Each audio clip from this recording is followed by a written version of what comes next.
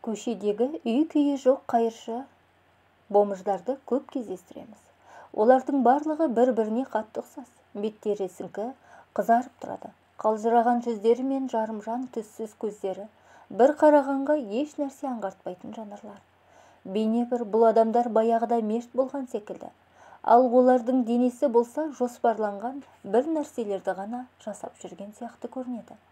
Олардан үнемі жаман иіс мүңкіп тұрады. Қолындағы әйнек ыдысын аз ақшаға сатып, ішімдік алады. Алайда ішімдіктің әсерінен өздерін тіпті кәдімгі мас адамдар секілді ұстамайды. Ән айтпайды, бос әңгіме айтпайды. Тек қана бөгеліп, көшенің қақ ортасында бір орында қатады да тұрады. Таң сәріден қоқыс жәшіктерін аралап, күні бойы соны күзетумен жүретін қайыршының әдеттегі түрі осындай. Осы адамдар көшеде қаңғып қалмас бұрын кім болған екен деп ойлайтынмын. Бәлкім олардың ата-аналары, отбасы, жұмысы болған шығар. Бірақ бұл келген тосын ойлар тез арада жоқ болатын да, мен өз қызығым өзіммен болып кете беретінмін. Осындай ой үйімнің алдындағы қоқыс жәшігін ақтарып жатқан мойнында мойын орағышы бар бір қайыршыны көргенде келген еді. Мені таңғалдырған жайт, ол көздің тапқан сасық табысын үлкен жол сөмкесіне салып жатты. Сөмкесінде көшеден тапқанға ұқсайды. Ол біздің үйіміздің ауласында жиі көрінетін болып кетті. Пайдалы жер тапқаны көрініп тұр. Қаланың қақ ортасында ауқаттылар тұрады емес пе? Тамақ толы дастарханнан біраз нәрселерді лақтырып тастайды. Аш кезбе оны алып не жеп, я болмаса қажеттілігіне жұмсайды. Мен оған қарамауға тырысатынмын. Себебі үнемі қоқыс жәшіктің жанында қай көрші қандай қоқыс әкеледі екен деп отырған адам маған жағымсыз көрінетін. Бір күні мен оның қалай тамақ жейтінін көрдім. Умаждалған қағаздың үстінде жан-жағы тістелген нанның жатқаны мендегі ыстық аяушылықты тудырғанын білсеңіздер ғой. Одан басқа еш нәрсе жоқ. Қайыршы баяу әрі ойға шома отырып шайнап отырды. Ал менің кеңірдегіме кесек тұрды да қалды. Күні бойы осы бір көріністі ұмыта алмадым. Селдете жауған жаңбыр астында, жол бойында кір қағаз үстінде бір тілім нан.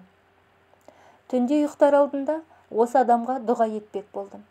Мен Алладан оның күнәларын кешіріп, оған ризық пен баспана берші деп сұрадым. Келесі күні әлгі адамды тағы да жолықтырдым.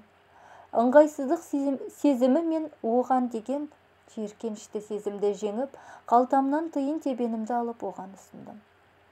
Ол маған қарамастан алды да, кір басқан қолымен кірлете ақырын қалтасына салды да, ары қарай қоқысты ақтара берді.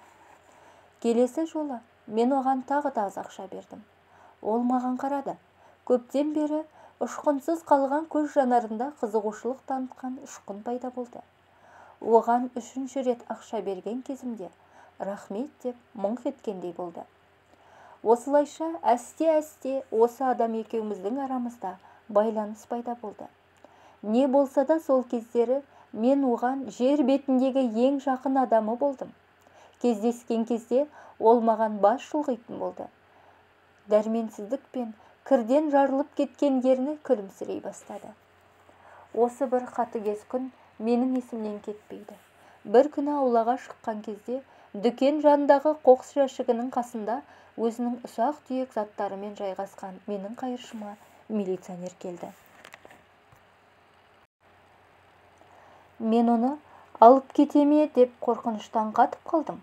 Алайда әскери киімдегі адамға онымен әуреге түсу жиіркенішті болды-ау деймін. Ол оны дөрекілікпен итеріп, жоғал деп айқайлап, аяғымен сөмкесін теуіп жіберген еді. Ол ұшып барып жерге құлады. Ал оның ішіндегі бір тілім нан мен қызанақ шалшыққа қарай домалап кетті. Қайыршы үнсіз орнынан тұрып, су болған нанды алып, құнттай отырып қайтадан сөмкесіне салып кете барды. Аяушылық пен жан ашырлықтан тұншығып барам. Қарны тоқ милиционерге барып, неге ғана аш адамды наннан айырдың дегім келді. Бірақ мен тек қана жұдырығымды түйе қарап тұрдым. Не істей алар едім? Менің жасым бар жоғы 16-да ғана. Әрі тәртіп сақшылармен байланысқа түсуге өзімде қорықтым. Осыдан соң бір апта бойы әлгі қайыршы көрінбей кетті. Осы адам үшін әр күні дұға еттім. Тіпті ол енді келмейтін шығар деп оны сағына бастадым. Бір апта өткен соң біздің ауланың қоқыс жәшігінен оны қайтадан көрген кезде қуанышымда шек болмады. Дәл осы күні анам сөрелердегі ескі киімдерді реттеген еді. Мен анама жақындап, ауладағы қайыршыны байқады ма жоқ па деп сұрадым. Осыдан соң оған ескі аяқ киім мен жейделер тауып беруін өтіндім.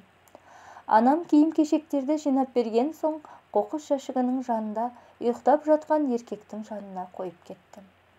Ол көзін ашып, сөмке толы заттарды көрген кезде асықпай ақтарып алсын деп қашып кеттім. Осы күні менің жоспарым пісіп жетілді. Мен бұл адамға Құран сыйламақ болып шештім.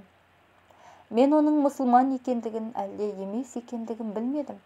Тіпті бұрын кім болғанын, не істегенін де білмедім. Бір білгенім, егер оның қолында Құран болар болса, ол өзінің рухын сақтап қалатыны. Жастық жалым мен сезім қолына Құран ұстаған адам теріс жолмен жүрмейді деп үміттендірді. Ол әдеттегінше кір-қожалақ, жыртық болып жүре берсе де, жан дүниесі тазаланып, сәулеленеді.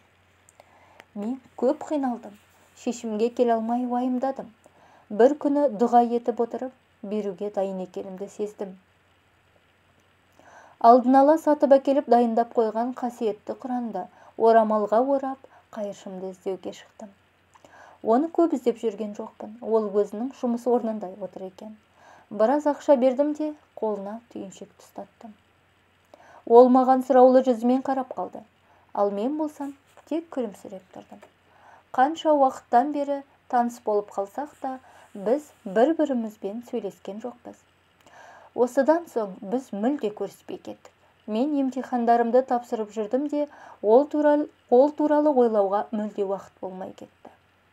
Менің жолым болып Түрік университетіне оқуға түстім. Қаладан кетіп, студенттік өмірдің қызығына баспен кіріп кеттім. Уақыт өте келе мен ауладағы досымды ұмыта бастадым. Бір жылдан соң демалыста үйіме келдім. Туыстарым, достарым, мен бақытты едім. Бір кеште мен сыныптастарыммен кездесіп үйіме келе жатқан едім. Бір ер адамның дауысы тоқтатты. Тосыннан шыққан дауысқа есім шығып қалды. Артыма қарасам, ер адам тұр екен. Жаман оймен мұны ұры деп ойладым да қашпақшы болып тұр едім. Бір нәрсе ұстап қалды. Қорқыныш ұстап қалды ма, әлде басқа нәрсе ме? Әлгі адамның дауысы жұмсақ екен. Ол маған зиян бермес деген ой келді. Не керек саған деп мыңқ еттім. Бауырым, сен жақсы адамсың. Мен сенің осы жерде тұратыныңды білемін. Сенің үйіңе келгеніңді көріп, қасыңа келуге бел байладым. Айтайын дегенім, бұл жерде сенен басқа менің ешкімім жоқ. Рахмет саған, жігітім. Осы кезде барып оны таныдым. Бұл менің қайыршым болатын. Оның үстінде мен үйден алып шығып берген менің әкемнің ескі жейдесі мен аяқ киімі болды. Ол таза әрі ұқыпты болып тұр. Жұпыны киінсе де сақал мұртын қырған, шашын алған тәп-тәуір адам. Ассалаумағалейкум деп ұялғанымнан міңгірледім. Өйткені біз ешқашанда сөйлеспеген едік. Уағалейкум ассалам. Есіңде ме? Сен маған кітап сыйлаған едің ғой. Мен оны көрген кезде ұзақ жыладым. Сол кезде мен өзімнің даладағы қаңғыбас ит емес екенімді түсіндім. Сен берген киімдерді киіп, ұстара сатып алдым да, туыстарымның үйіне барып, жуынып шайындым. Осыдан соң жұмыс іздей бастадым. Алғашында жүк сүйреуші болдым. Кейін есік алдын сыпырдым. Ал қазір Құдайдың көмегімен қоймада күзетшімін. Сол жерде ұйықтаймын. Ал күндіз жүк тасып жұмыс істеймін. Мен намаз бастадым. Сені тауып алған себебім алғыс айтпақшымын. Сен өмірде маған көмекші болдың, бауырым. Мен саған қарыздармын. Жүрегімді қандай қуаныш билегенін білсеңіздер ғой шіркін. Қолын ыстық қысып оған былай дедім. Аллаға шүкір, сізді мен емес, Алла сақтап қалды. Субханалла. Ол менің қолымды күлімдеп қысып біраз тұрды да қоштасып кете барды.